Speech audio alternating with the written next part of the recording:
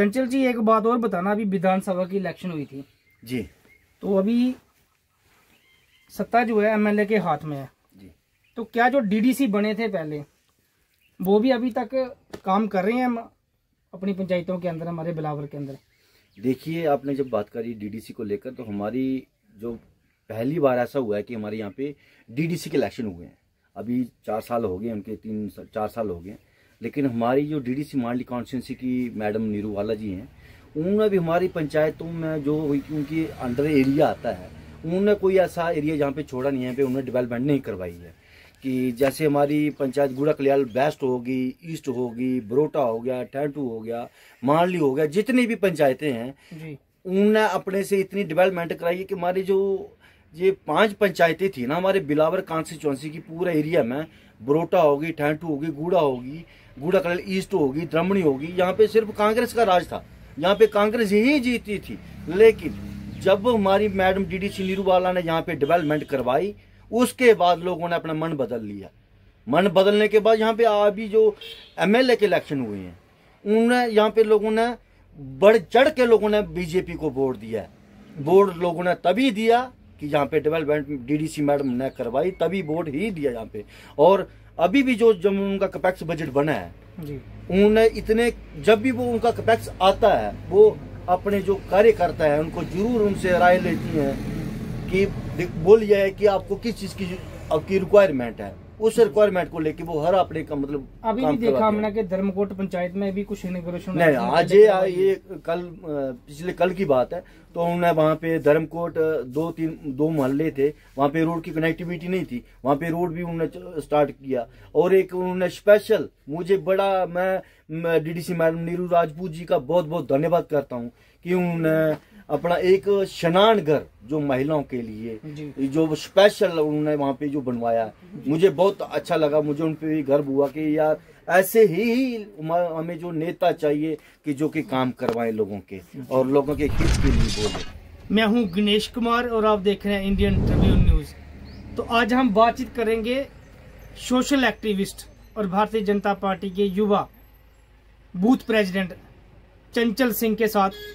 काफ़ी ये एक्टिव रहते हैं सोशल मीडिया के माध्यम से भी, और लोगों के छोटे छोटे काम भी अपनी पंचायत के अंदर उन्होंने काफ़ी करवाए हैं, और आगे लगता है उम्मीद भी है कि इलेक्शन भी लड़ सकते हैं सरपंच की अपनी पंचायत के अंदर।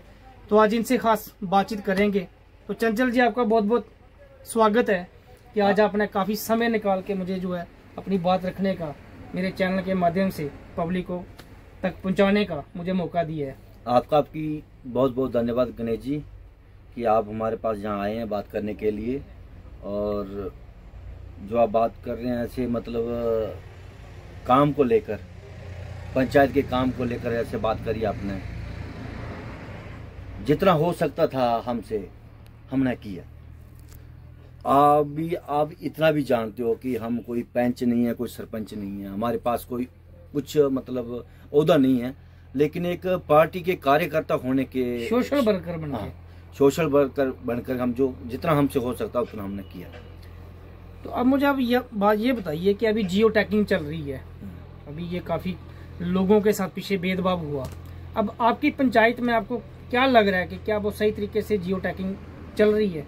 जी, पहले जो होता था कि जिसकी ज्यादा पहचान होती थी उसी को ही आवास योजना का फायदा मिलता था, लेकिन इस साल जो अभी 2025 में जो सर्वे शुरू हुआ है, तो इस बार मोदी जी ने बोला है कि कोई घर रहना नहीं चाहिए कच्चा घर जिसका उसको मतलब आवास योजना का बेनिफिट मिलना चाहिए। तो हमने अपनी पंचायत की बात करते हैं, हम गुड़ा कलियाल की, हम खुद अपने जो हमारे GRS ग्राम सेवक हैं, हम उनके साथ चल के घर घर हमने जाके जिसकी जरूरत थी, जिसको मतलब आवास की, उसको हमने सर्वे करवाया जी। लेकिन अभी कोई लगता नहीं है कि इस बार कोई रहेगा कि जिसको भी जरूरत है उसको घर मिलेगा जी। और पीछे भी सरकारें नहीं, अब भाजपा की सरकारें अभी जीते हुए बताए कि भाजपा की है, तो किस तरह के काम जो हैं भाजपा आने के समय में आपकी पंचायत के अंदर हुए, ये मैं आपसे जानना चाहूंगा। देखिए, पहले जो काम होते थे वो काम होते थे सिर्फ डॉक्यूमेंटली, मतलब ग्राउंड जीरो पे आप जाकर देखते तो आपको काम नहीं देखने थे, सिर्फ डॉक्यूमेंट्री काम हुए। अभी थोड़े दिन की बात है, तो 3-4 दिन पहले की बात है, तो मैं अपनी पंचायत में गया वार्ड नंबर 2 में, क्योंकि वहाँ पे थोड़ा फार फ्लंग एरिया है, चलने में रोड की कनेक्टिविटी नहीं है जी। तो ऐसे मतलब जंगल सा थोड़ा है एरिया हमारा यहाँ पे। तो वहाँ पे गया मैं, तो एक मैंने वहाँ पे पॉन्ड देखा, और पॉन्ड के चारों तरफ उन्होंने यहाँ पे हमारी पंचायत की जो पहले जो काम हुए, मैं वो चीज़ की बात कर रहा हूँ आपसे, क्योंकि मेरी भी 35 ईयर्स ओल्ड हो गई मेरी उम्र। मैं पहली बार उस इलाके में गया, और चार तरफ जो कि मतलब पत्थर का काम करते हैं, चिनाई जिसको चिनाई बोलते हैं, करते हैं, और वहाँ पे मैंने देखा कि सिर्फ एक तरफ पत्थर लगा है, 3 साइड पत्थर नहीं लगा है। लेकिन वहाँ के लोगों ने मुझे बताया कि सिर्फ एक साइड पत्थर लगा के फोटो खींचा है, पैसा निकाल लिया, लेकिन काम बिल्कुल अधूरा रखा है। करप्शन बिल्कुल पहले बहुत बुरी, मतलब हमारे अंधाधुंध यहाँ पे किसी ने पूछा नहीं क्या हुआ क्या नहीं, लेकिन एक तरफा सिर्फ पत्थर लगाने का फोटो खींचा, 3 साइड पत्थर खा लिए। इसका कोई मुझे मतलब समझ नहीं आया कि ऐसा काम उन्होंने पहला किया। लेकिन अभी जो काम हो रहा है, चाहे वो कास्ट उसकी 1 लाख हो, चाहे उसकी कास्ट 2 लाख हो, या 5-10 जितनी भी हो, लेकिन जो टेंडर वर्क हो रहा है ना, ये सबके सामने हो रहा है जी।